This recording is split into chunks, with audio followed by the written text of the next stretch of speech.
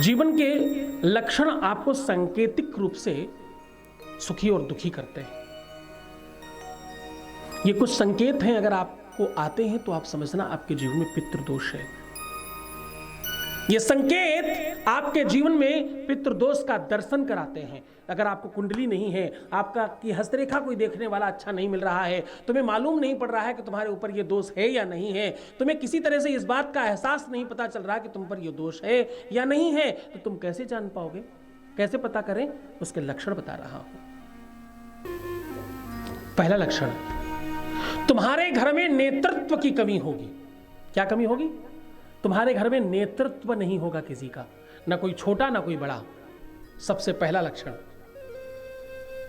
तुम्हारे घर में सब अलग अलग भाग रहे होंगे, किसी की कोई दिशा नहीं होगी, कोई किसी को कुछ समझ नहीं रहा होगा। यह पहला लक्षण है। पैतृकता और पितृत्व कहते हैं किसी चीज को बंधे रहने को, वो दोष है आपके यहां। इसका मतलब सब अपने अपने में भाग रहे हैं।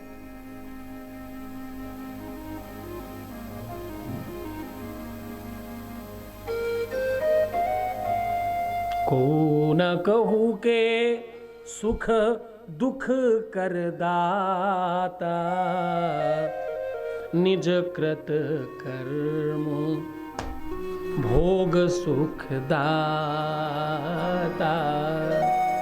निज अपने अपने कर्मों में अपना अपना दोष बढ़ा रहे हैं।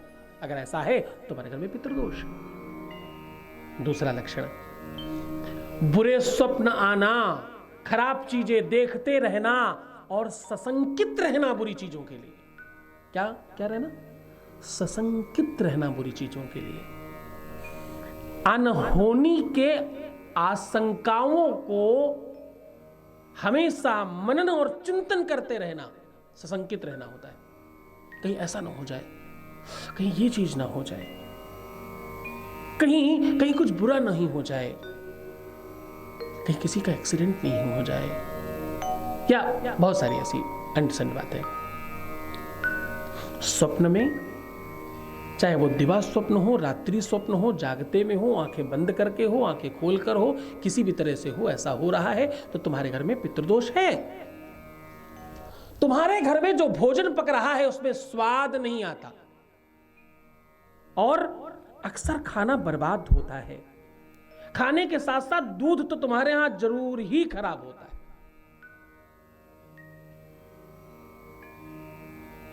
खाने में स्वाद नहीं आना, दूध का बार बार खराब हो जाना, और तुम्हारे घर से अच्छी चीजें, जो खाने की अच्छी चीजें हैं, वो बार बार खराब हो जाना, किसी को खाने को ना मिलना, कोई महंगी और स्पेशल चीज आई और किसी को खाने को ना मिले और खराब हो जाए, ये दोष है ना। अगर ऐसा हो रहा है, खान पान की कोई भी वस्तु अगर तुम्हारे यहां सड़ रही है, बार बार बर्बाद हो रही है, बार बार खराब हो रही है, तो आपके घर में पितृदोष है। और मतांतर होना घर में, झगड़े होना घर में। मतांतर समझते हो? हम कुछ और कह रहे हैं, वो कुछ और कह रहे हैं, हम दाहिने जाएंगे तो वो बाएं जाएंगे। मतांतर होना, एक दूसरे की टांग खींचना, एक दूसरे को नीचा दिखाना, एक दूसरे से ईर्ष्या रखना, एक दूसरे से द्वेष रखना, एक दूसरे के प्रति षड्यंत्र करना, एक ही घर में रह करके खूब बुराई करना, एक ही परिवार में रहकर एक दूसरे के प्रति विश्वास नहीं कर पाना,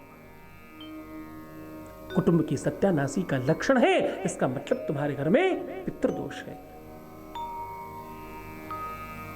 और एक बात, जिनके घर में माता पिता का सम्मान नहीं हो रहा है, जिनके घर में माता पिता को कुछ समझा नहीं जा रहा है, जिनके घर में माता पिता को दंडित किया जा रहा है, या जिनके घर में माता पिता के साथ कुव्यवहार किया जा रहा है, जिनके यहां माता पिता का बहुत अच्छा मान सम्मान नहीं है, बुजुर्गों का सम्मान नहीं होता जिनके यहां, उनके यहां पितृदोष है। क्यों? जिस देहरी पर भैया माता पिता का सम्मान नहीं होता है, दूर तलक उस देहरी के भगवान नहीं होता है, शैतान होता है वहां, भगवान नहीं होता उस घर में, भगवान नहीं बच सकता, पितृदोष है उसके घर में। बुरी आत्माओं का देखना, बुरी आत्माओं का घर में रहना, भूत प्रेत पिशाच डाकनी ब्रह्म राक्षस इत्यादि शक्तियों का तुम्हारे घर में आभास होना, खून के छींटे आना, घर में डर लगना, आवाजें आना, कुंडी खटकना, बेल बजना, बर्तनों का गिरना, बार बार कोई आवाज आना, बहुत भयावह लगना, घर के माहौल में बहुत बेहतर फील नहीं होना, आपके घर में पितृदोष का संकेत है। ये सारे अगर संकेत हैं तो तुम्हें पितृदोष की शांति करानी चाहिए। इस बार आपके पास बड़ा सोल्यूशन है।